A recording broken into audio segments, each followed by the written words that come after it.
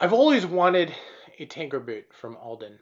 I've always wanted an indie boot as well, and this is the first time that I actually was able to get a tanker.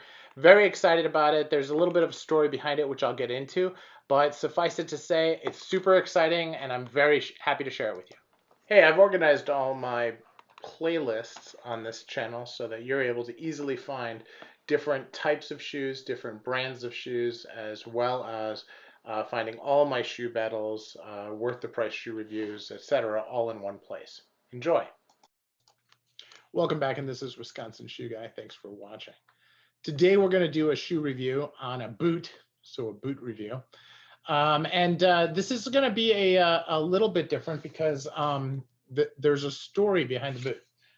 This is an Alden tanker boot, and I've become friends with the guys at Ealdwine in the Raleigh-Durham area, and they were asking for ideas on what we could do for a boot.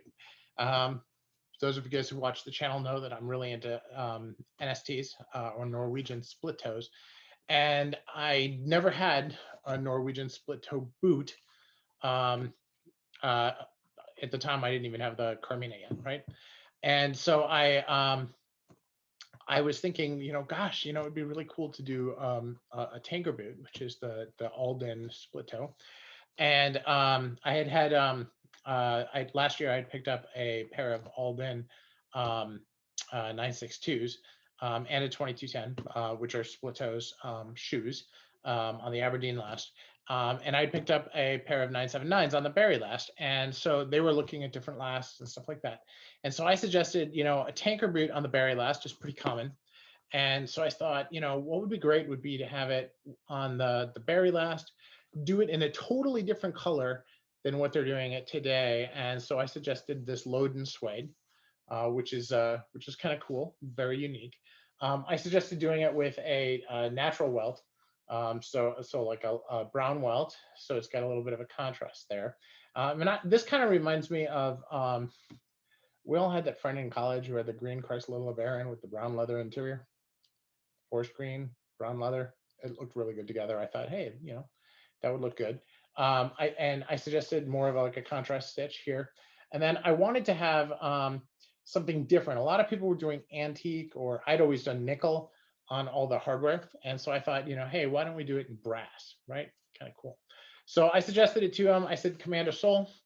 Wasn't really sure on the Commando sole that it would come with, but that's kind of where I was thinking. And so I put it together and suggested it. Now they had to pick out suggestions for a lot of different GMTOs that they did, and they said, you know what, John, we like that one. We're going to do that as one of the MTOs. I thought, great, I better buy them, right? So so I did, and really exciting. First time. Story is at Alden, they don't have a lot of people who can do the hand stitch, right? And I've heard this with a lot of shoemakers, not just Alden. I've heard this at Crockett and Jones. I even met a couple shoemakers who didn't have anybody in their factories that could do it. And so when we talked about timing, they said, this could take a long time because there's just not that many people who can do it. So they set my expectations at a year, and it took 11 months. Okay, so but I really think that the boots came out phenomenally well.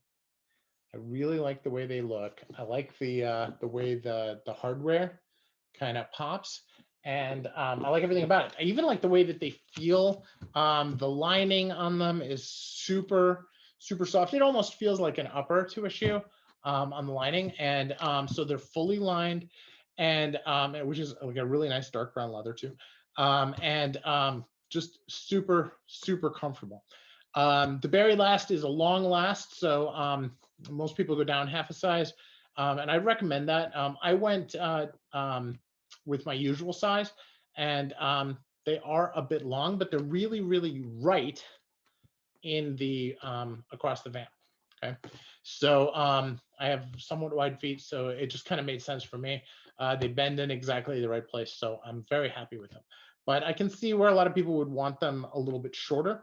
So when they say half a size down, mean it. And I've actually measured them against my other shoes, and they're a little long. So that certainly works as well. So don't follow my example.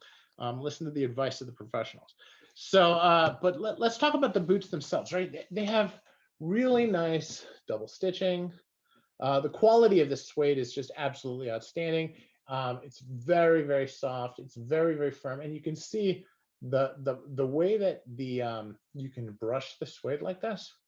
That is a sign of suede that has not been split.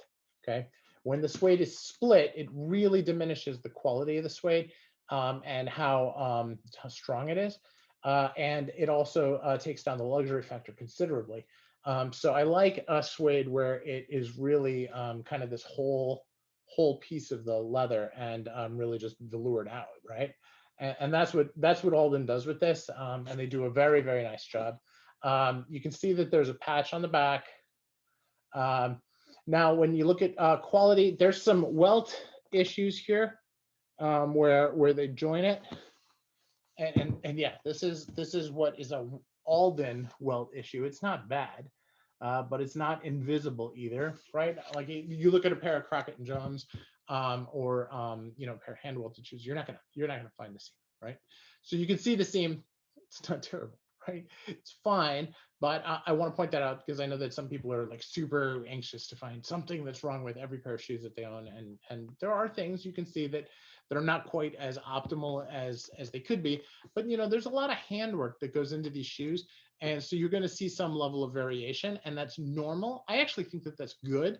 You know, nobody wants something that's ugly. Okay, if it was ugly, you send it back, or you know, you figure it out. But it's not. You know, it's just a little bit of variation, I think, is the best way to refer to it.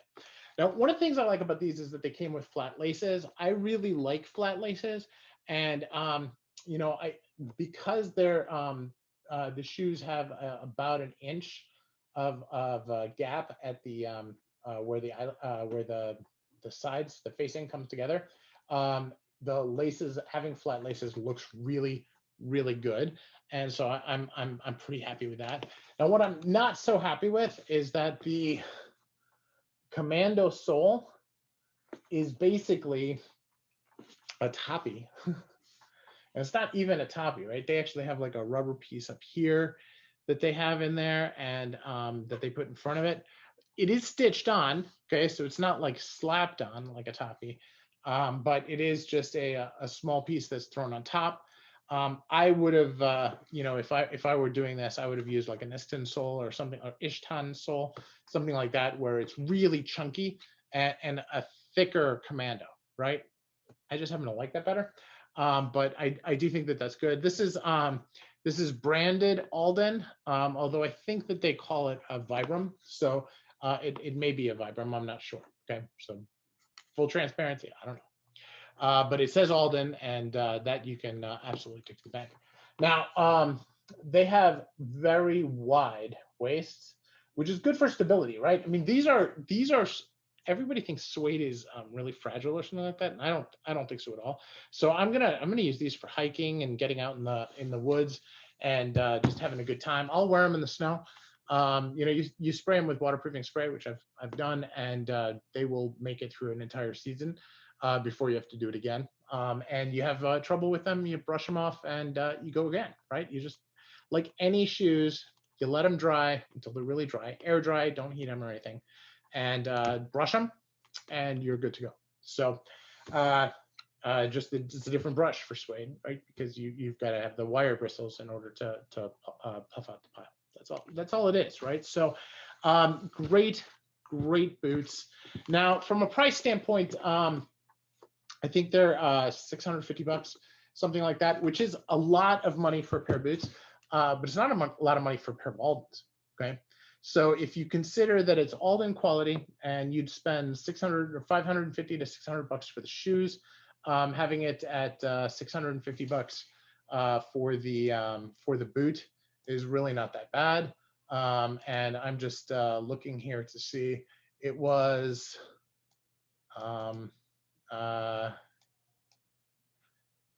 Why is it every time you actually want to look at something, you have a hard time seeing it? It is $650. So not terrible.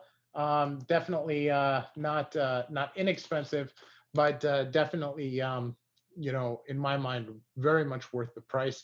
I'm into shoes, and I spend a lot of money on shoes sometimes. And $650 for a pair of boots that I'm going to be able to wear 10, 12 times a season is not bad. And I'll be able to get a lot of use out of them. And for that, I find it to be well worthwhile. Thanks.